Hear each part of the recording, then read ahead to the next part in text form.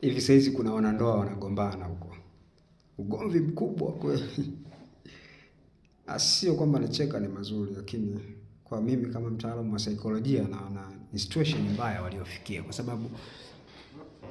kwa sababu kuna kitu kinaitwa mind expectation, expected mind.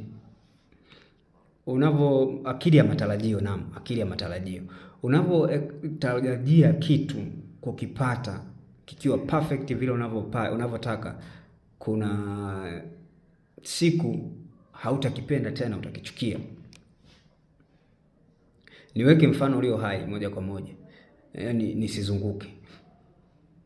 Kuna wanaume wana sifa zao walizoziweka kwenye mioyo yao kwa watu wanaowahitaji, au mwanamke anayemhitaji, au mwenza anayemhitaji.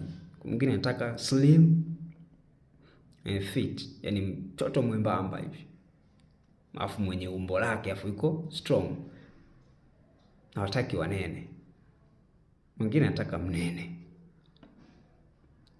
Sasa hivi vitu viwili huwa vinabadilika. Huyo mnene anaweza kaja kuwa mwembamba, na huyo mwembamba anaweza kuja kuwa mnene, kutokana na maisha jinsi yanavyokwenda na changamoto ambazo watakutana nazo huko anapokwenda. Sasa wengine wako kugombana, kwa nini mwanamke aliyekuwa mwembamba kawa mnene?